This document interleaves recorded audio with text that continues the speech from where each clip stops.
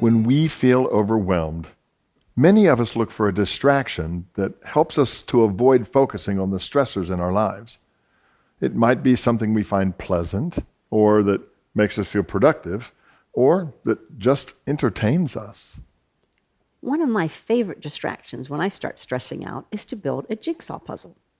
Focusing on finding the right piece takes my mind off the issue that's bothering me. And that's fine to take a little break. But if I begin to use that activity to completely avoid the stress, it will eventually backfire.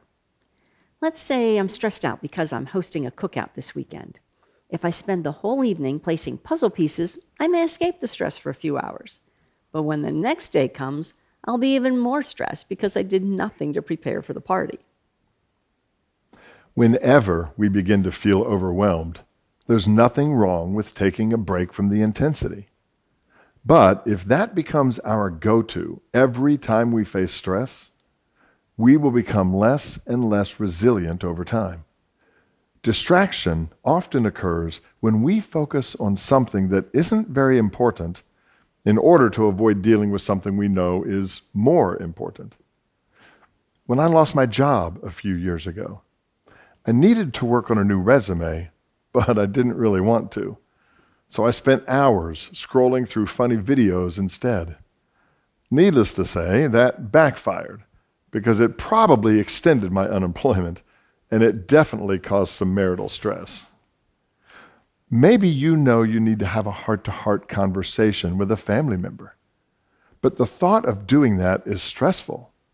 So you play video games or go shopping for new toys or new clothes.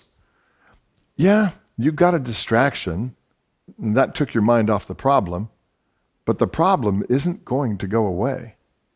As a matter of fact, the longer you ignore it, the worse it's going to get.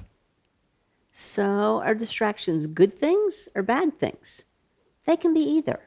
Used as a pressure valve, they can release some pressure and keep us from blowing up.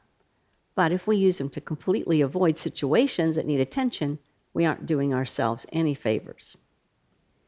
In Luke 10, Martha hosted a dinner party for her dear friend Jesus, and she started to stress out.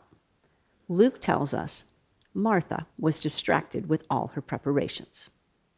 So much so that she actually interrupted Jesus, pressuring him to tell Martha's sister Mary to help Martha serve. But the Lord answered and said to her, Martha, Martha, you are worried and bothered about so many things, but only one thing is necessary, for Mary has chosen the good part.